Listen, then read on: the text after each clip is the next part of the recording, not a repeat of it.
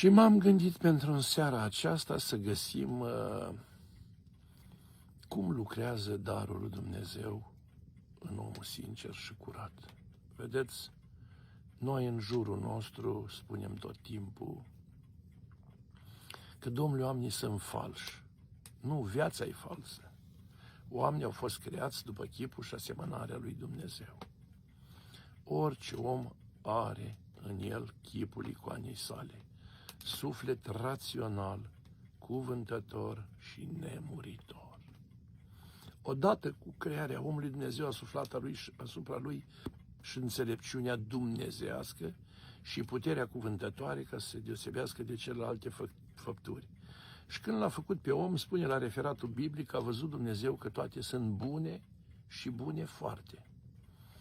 Dar ce ne facem noi, cum am spus și altă dată, că atunci când omul a gustat din pomul binelui și răului, răul s-a împrăștiat de la om la om, fără voia lui Dumnezeu. Binele s-a împrăștiat la om prin voia lui Dumnezeu. Și binele este întotdeauna suprem, unic și indisolubil. Nu există bine, binișor, bine, bine, foarte bine, bine, bine, încet și bine. Nu. Există bine, care e forma binelui. Binele este bine dacă se face bine și binele nu e bine dacă nu se face bine. Și forma adâncă a binelui, adică forma înveșnicită, bune foarte, adică peste normal. Când spunem prea sfânt, prea cuvios, prea sfântă născătoare, prea fericit, prea înțelept, prea luminat, prea sfințit. Adică vorbim de ceva mai mult decât harul obișnuit a unui lucru firesc și normal. Asta se numește harismă sau har și de aici vin și darurile Duhului Sfânt. Ca omul să nu fie fals și să nu fie ticălos, trebuie să aibă în el ce? Harisma Duhului Sfânt. Ca omul să nu fie viclean, corupt, murdar și mizerabil, trebuie să aibă în el demnitatea, omenia și cinstea, lucruri care nu le găsește oriunde și oricând. Omul, ca să poată să ajungă la o anumită înțelepciune, are nevoie de o anumită cunoaștere, pricepere, discernere, descoperire, vedere, arătare, care acestea sunt daruri a lui Dumnezeu. Nu mai putem noi, oamenii de rând, deci nu mai putem noi, oamenii de rând, să ajungem la măsura la care ar trebui să ajungem atâta timp cât ne-am făcut oameni de rând. Ce spune în Sfânta Scriptură Dumnezeu când vine la potop? Nu-i Duhul meu în oamenii aceștia. Și ce explică mai departe Scriptura? Se însurau, se măritau, mâncau, beau, se veseleau și la Domnul nu gândeau. Și atunci mânia lui Dumnezeu a venit peste dânsii. Și ce a spus Dumnezeu când a văzut că omul e atât de rău? S-a căit că l-a făcut pe om și a zis, îl voi pierde. Dar tot el a zis după mulțimea mele sale, nu îl voi pierde, îl voi mântui. Și a trimis pe unicul său fiu, direct pe Fiul lui Dumnezeu, direct cuvântul său întrupat, să arate lumii voia sa. Și uite că voia lui Dumnezeu nu s-a potrivit între oameni. De ce? Toate minunile, toate vindecările, toate izgonirile de demoni, șchiopii umblă, orbii văd, muții vorbesc, morții înviază. N-au fost de ajuns, repet, n-au fost de ajuns ca omul să fie mulțumit cu ceea ce a dat Dumnezeu. Și-a cârtit împotriva lui Dumnezeu. Răstihnește-l, răstihnește-l, răstihnește-l. Dă-ne-l pe Varava, dă-ne corupția, că asta e a noastră. Noi nu-l vrem pe Hristos. N-avem ce face cu omul acesta. Și în felul acesta adevărul s-a văzut țintuit pe cruce, dar luând asupra lui toată răutatea omenirii, pentru că adevărul iubește, adevărul iartă, adevărul îngăduie, adevărul nu mustră, adevărul nu ceartă, adevărul nu dușmănește, nu pismuiește, nu învrăjbește, nu răzbună, nu ucide, nu omoară, nu vorbește rău. Și nu ține minte rău, spune Scriptura. Și ca să ajungi la înțelepciunea aceasta, trebuie să ai înțelepciune împărătească. Era un împărat blând și puternic și nu avea moștenitori. Și îi trebuia un moștenitor. Și a spus așa, cei mai înțelepți copii ai boierilor mari, cei mai înțelepți ai boierilor de rang înalt, cei mai înțelepți din împărăția mea, să vină să concureze pentru scaunul de împărat. Și au venit toți și au picat examenul. Și toată lumea se întreba, oare de ce? De ce că toți au scris bine? De ce? De ce că toți au scris bine? De ce? De ce că toți au răspuns bine? Într-o zi o văduvă, care credea mult în Dumnezeu, a zis așa, fiule, mergi și încearcă și tu norocul. Mamă, sunt sărac, copile, am să-ți dau bruma mea de avere care țineam pentru sfârșitul vieții, ca să fie de căpătâi când voi muri. Ia-ți un costum frumos, ia-ți merinde la drum, ia-ți bani de călătorie, de apă, de mâncare și mergi și îți încearcă norocul, să fii bun cu toată lumea, să fii omenos cu toată lumea, să fii drept cu toată lumea, să fii ordonat cu toată lumea, să fii cinstit cu toată lumea, să respecti tot omul, toată făptura, să crezi pe cel necăjit, pe cel amărât, pe cel neputincios, că așa trebuie să fii un împărat, să aibă grijă de supușii săi. Expresia cine are bani trăiește și cine are bani moare, nu e expresia împărătească. Știți la ce mă refer? Și-a luat băiatul la drum, inima în dinți, și după 2 săptămâni de călătorie a ajuns la poarta împărăției. Ghinion.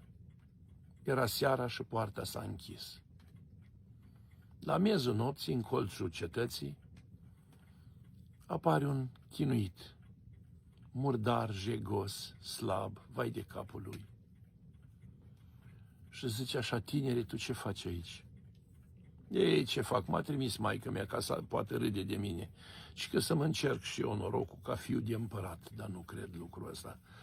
N-au reușit ei atâția feciori mari și de rang înalt, eu nei ca nimeni să reușesc. Eu n-am cu ce să mă laud, doar cu dreptatea, cu cinstea, cu omenia și cu bunul simț. Și a zis, da, te văd bine îmbrăcat, dă și mie din hainele tale, cu eu cât îți dezdențăros. Sincer, aș putea să-ți dau vestonul de deasupra. Dacă cămașa trebuie să o păstrez pe mine, că nu pot intra la împărat dezbrăcat. Dau o bucată de pâine în traistă ai? Am să mănâncă flământ. Ia de aici și mănâncă. Dau un ban la tine ai? Am ceva bani puțini, că îi țin de întors acasă și de o mâncare pe drum, că îți fac 2 săptămâni până acasă. Nu-i nimic, dă-mi mie, că Dumnezeu ți-a dat din altă parte. Ia-i, omule! Vezi când intri mâine la împărat, să nu-ți fie frică, că împăratul e om bun. Să știi că nu-i chiar cum cred ăștia. Știe el de ce nu dă la nimeni scaunul. Pentru că ar crea discordie. Dar dacă el găsește omul potrivit, o să-l dea. Cum vrea împăratul, așa face. Eu n-am venit să fiu împărat. Numai Dumnezeu, dacă te poate unge împărat, ești împărat. În el îmi pun nădejdea și curajul. A dispărut la câteva vreme slăbănogul ăla. Dimineața s-au deschis porțile cetății și-a șters cu niște iarbă umedă pantofii să fie curați încălțările și-a îndreptat puțin pantalonii pe el, cămașa cum a putut, a intrat în palat cu sfială, cu trăistuța în număr, s-a dus spre strajă și a spus: sunt și eu un biet concurent la împărăție, nu-mi doresc așa ceva, dar mama mea m-a trimis, fiindcă o iubesc, vreau să fac această ascultare față de ea. Zis și făcut. În clipa următoare, vede deodată suita împăratului. Face o plecăciune până la pământ, împăratul vine și îi pune mâna pe cap și întreabă: tinere, tu cine ești? Sunt fiul unei văduve trimis de mama mea din ascultare să fiu un împărat, dar nu-mi doresc lucrul ăsta. Hai în sala tronului cu toți boierii, să vedem ce-i cu tine. L-au dus acolo, l-au pus frumos și l-a întrebat prima dată împăratul: dacă ai fi să fii împărat, cum ar trebui să fii? Să iubesc pe toți supușii mei, chiar și pe săracii de la poarta cetății. Cred că e și dreptul lor să trăiască. Fiule, uite, toți care au dat examen aici și au venit la mine, niciunul n-a trecut acest test. Săracii de la poarta cetății mele au fost jigniți, cuipați, batjocoriți, dar niciunul miluit. Și de aceea n-am ales niciunul. Tu te-ai întâlnit ieri cu un sărac la poarta cetății, ți amintești? Nu mi-amintesc, împărate, dar dacă m-ai fi întâlnit, am făcut-o ca pentru Dumnezeu. Ei, atunci află că acel sărac sunt eu. Uite haina care mi-ai dat-o ieri. Și a ferit și a arătat vestonul. Și a spus: pregătește-te să vii aici, să fii înfiat în împărăție și să preiei împărăția, că numai un om cu suflet poate conduce suflete și numai un om cu suflet poate să poarte grijă de suflete. Un om fără suflete nu poate conduce suflete. Și așa a ajuns prin credința în Dumnezeu și prin morala și creșterea și educația celor 7 ani de acasă, care e cea mai mare bogăție a unui tânăr, să fie împărat peste cei bogați, un sărac. Seară binecuvântată, spor și bucurie, Îngerul Păzitor să vă păzească, să vă lumineze și să vă ocrotească. Întregi, frumoși și sănătoși.